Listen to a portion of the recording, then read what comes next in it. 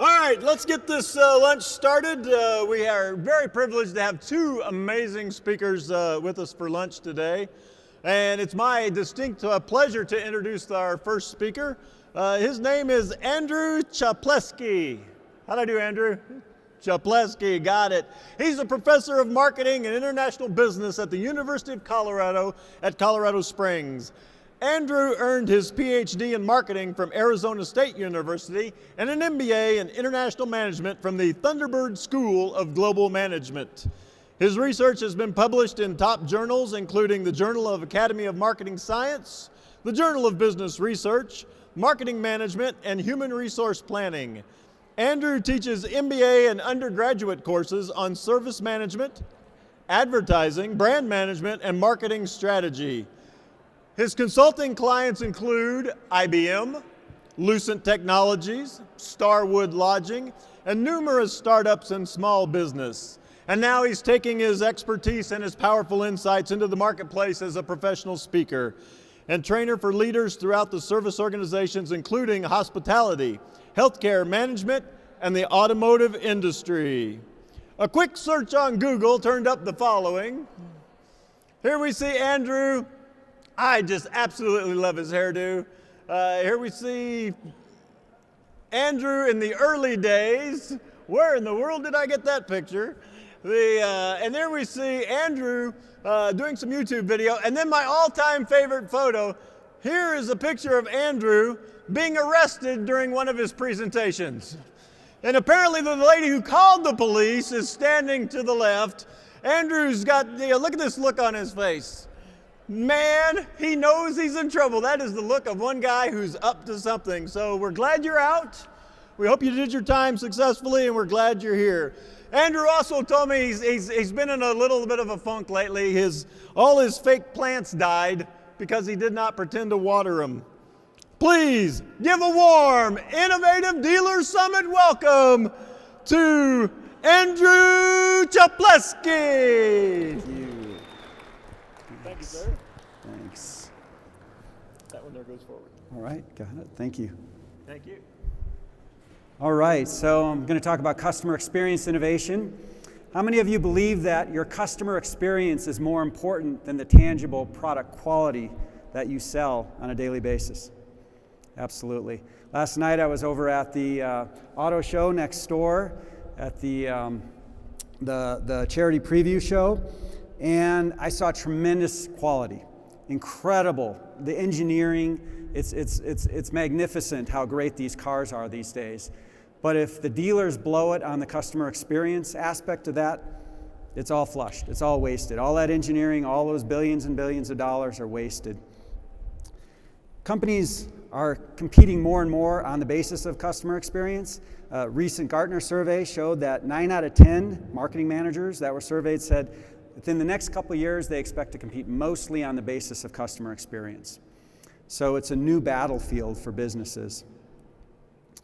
And great customer experience leads to great results. Customer satisfaction, loyalty, profitability, word of mouth, positive word of mouth. And customers will pay more. There's a price insensitivity aspect of it.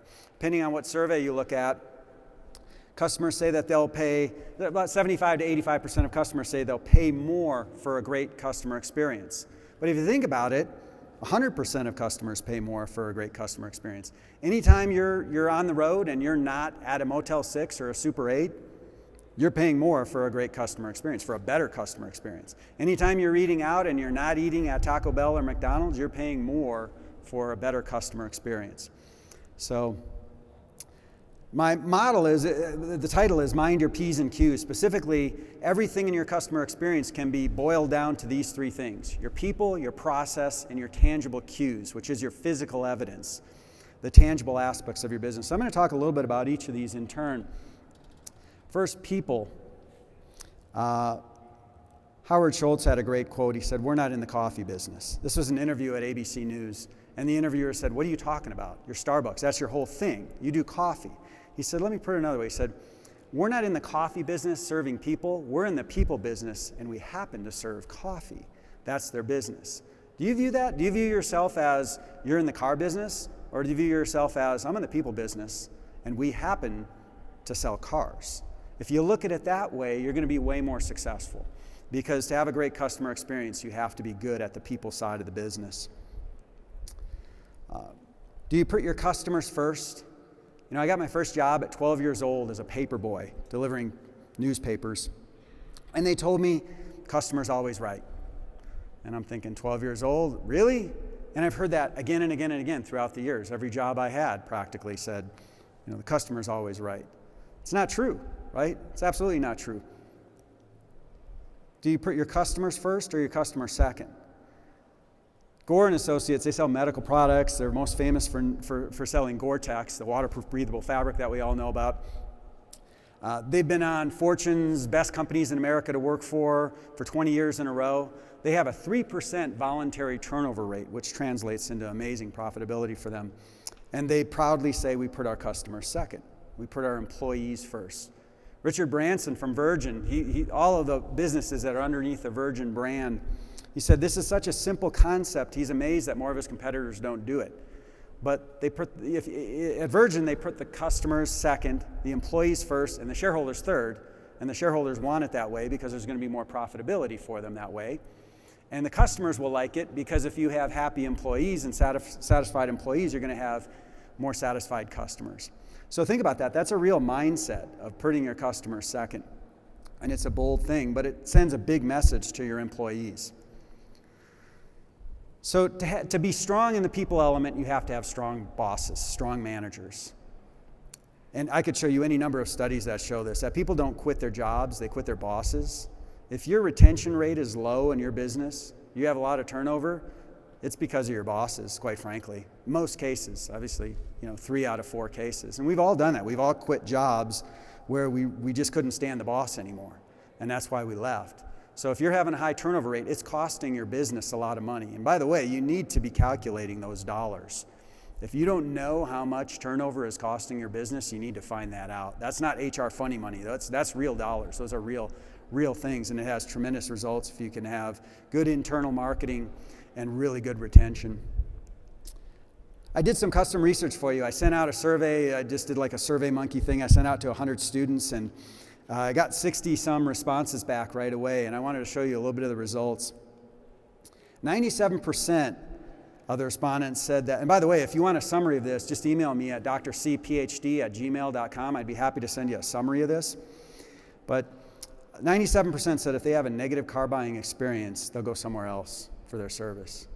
So most of you, I'm guessing, and I've confirmed this in the last couple days, are making a lot more money on the service side of your business than you are selling the tangible cars. Okay? A friend of mine sells Infiniti, Range Rover, and what's the other one? I should know this. Jaguar. And he said about a third of the cars he sold in the last year, and the market's going pretty well right now, a third of the cars he sold in the last year, he got a Mini compensation. So he's making what, $300, $350? And if he's getting a Mini, oh, yours is a little lower, $100. I mean, if your salesperson is making $300 on a sale of a car, I'm guessing the dealership's not making that much on it. So you're making far more money on the service aspect of your business. And what's really interesting is, I've been talking to these vendors out there, and they say that they have ways to calculate when a salesperson, when that translates into service sales for that vehicle. So somebody comes in, they get their oil changes, their brake jobs, all those things, that translates into much greater profit margin for your business. And they can calculate that. But I'm just curious, has anybody figured out a way to compensate their salespeople based on translating sales into the service aspect of their business? Just a couple people are saying, yeah, they have. And I'm seeing a lot of heads are saying no. But is it possible that you have a great salesperson that's killing it in sales, and they're creating negative experiences, too many negative experiences, and that isn't translating into service sales?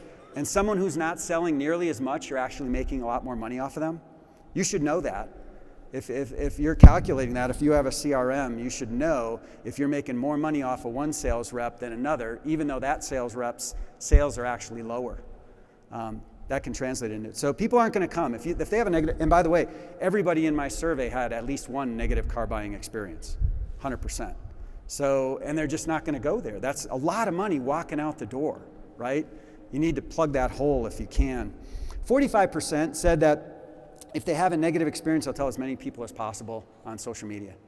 So they're going to jump up on the rooftop and scream it as loud as they can and tell as many people. That's not a good thing either. So you want to minimize those negative experiences. Have as many positive experiences as you can possibly have. And here's the one that's really interesting. And I know I'm on thin ice here with this crowd perhaps, but I've been hearing this for 20 years in the classroom. 2 out of 3 of the females, and this was the female respondents only, and it's a small sample, but again, it was confirming that what I've been hearing in the classroom for 20 years. They said if they feel a need to bring a male with them to the dealership to help them buy a car.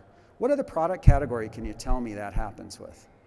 Anything? There's nothing else in life where people would have that.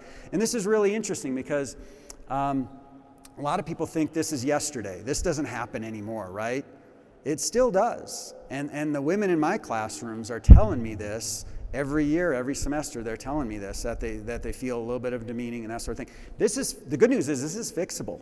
You can fix this. How many of you have a really clear customer acquisition strategy? Okay, not a lot of hands going up, but think about it this way. How many of you have a really clear employee acquisition strategy? How are you getting the right employees that are going to treat women the right way and make them feel like you're going to get a good deal here, you're not going to be taken advantage of here? That's really important. And whether you're using mystery shoppers or however you're doing it, you need to be looking at this in your business because this is fixable. This is absolutely fixable, and it's something that you can get a big edge over your competition if you can do this better than they can.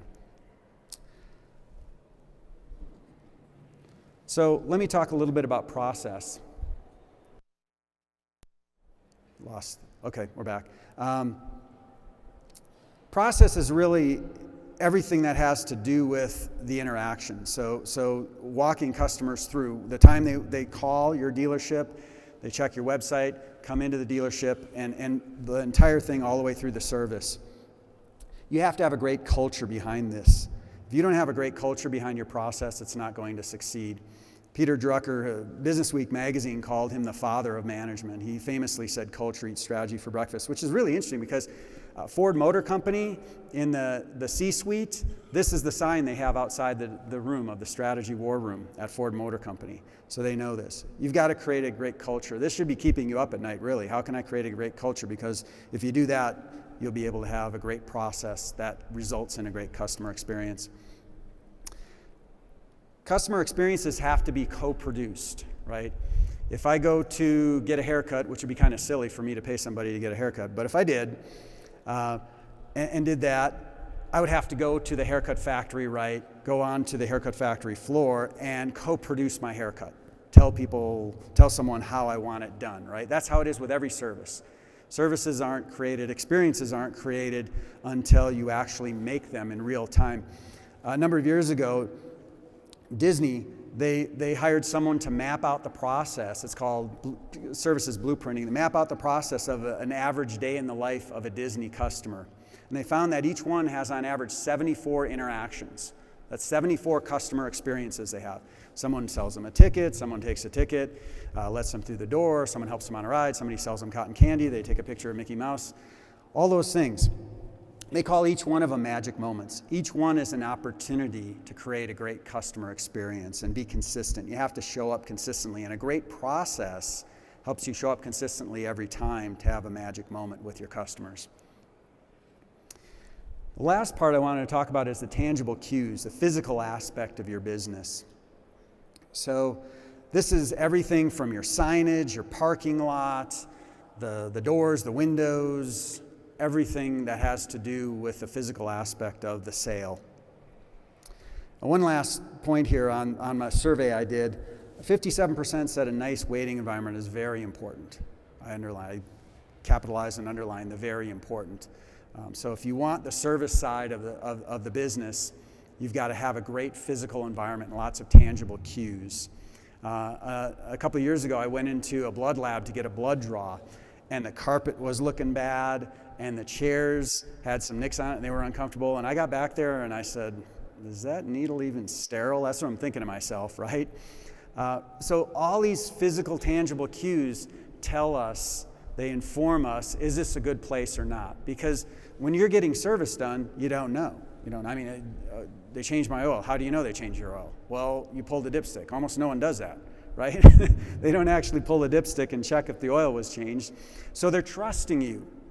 What are the cues you're giving them that you're trustworthy? And you need to think about that very, very seriously for your business.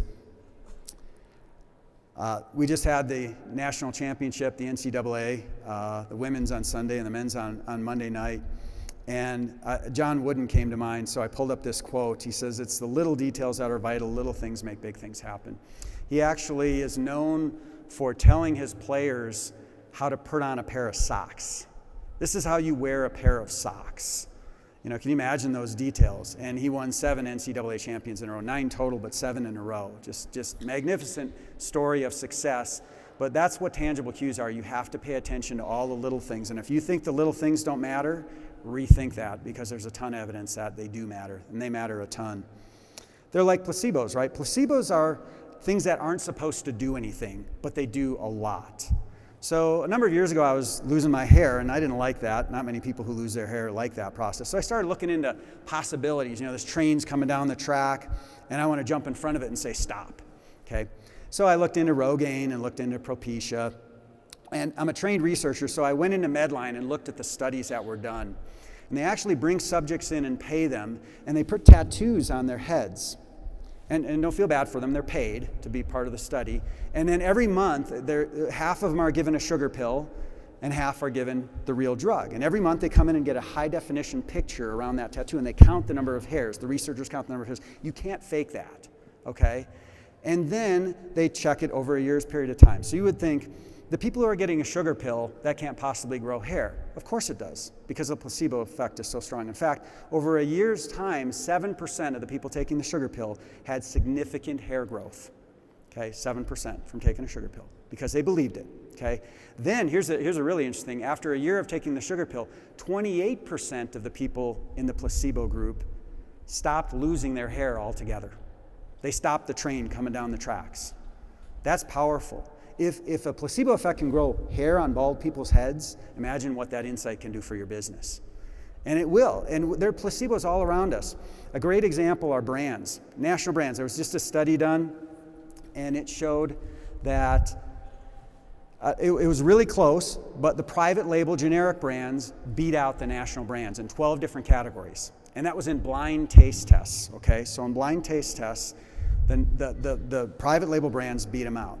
But when you do brand identified taste tests, it's not even close.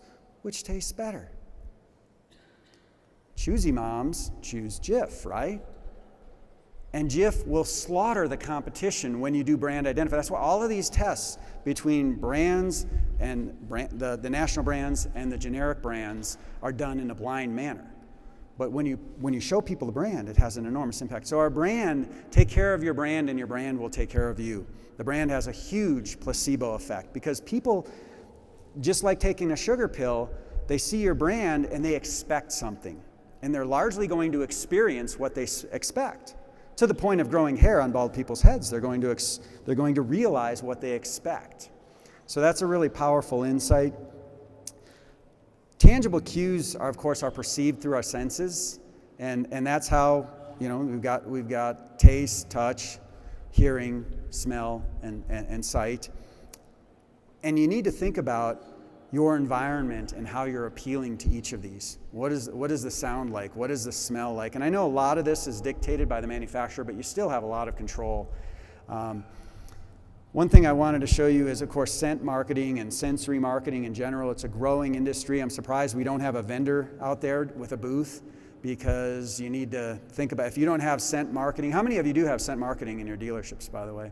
So I know Lincoln does this, Lincoln mandates it, but I only saw a couple hands go up. So the rest of you, it's coming. Ever since Martin Lindstrom wrote his book, Brand Sense, in 2005, this industry has grown exponentially, and it's everywhere, and you haven't even noticed it. Every major hotel chain has it. It's in the HVAC systems. Every major casino has it. That happened in about 2005. Within a year's period, every major casino on the planet has scent marketing now, and it's everywhere. That's a big part of it. So that's one. I'll just show you really quick. These little diffusers are everywhere. There's a Brooklyn grocery store that put them. If you don't think they sell, they sell. Brooklyn grocery store is puffing citrus smell in the produce section. Sales went up 7%, and they sustained it. So then they said, let's try the bread smell. So they took focaccia bread smell, and they have a diffuser in the bakery section. Sales of bread went up 7%. That's huge for their bottom line, absolutely enormous. And the studies that have been done on this are tremendous. They can take a point of purchase display for something as simple as mayonnaise and just puff any random scent out there, and they'll see massive increases in sales when the puffer's on versus when it's off. So if you don't think little things matter, think again. They matter, and they matter big, and it does make a big difference. And largely, the large hotels are doing it because they're seeing dramatic increases in customer satisfaction scores. So when you walk into a DoubleTree hotel, of course, you smell those Toll House cookies. When you walk into Westin, they have the new scent of Westin white tea. Each one has their own, but they're seeing tremendous increases in customer satisfaction. That's going to translate into more sales, especially on your service side of your business. Here's a jewelry store. They assault you with smell right when you walk in the door. So think about those things. That's another aspect of it. By the way, I did an article a couple years ago, published in Marketing Management, a brand building strategy that does more than make sense.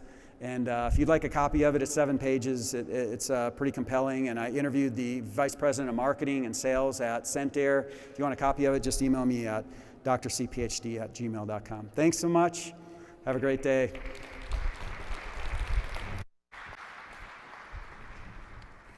Thank you, Andrew. Give it up for Andrew. Some interesting insights. That stat plays perfectly into what we're going to talk about next. 2/3 of women feel the need to bring a man with them when they go shopping. Right? Yeah. What other industry is that the case? So yeah, some great takeaways from that. We do appreciate it.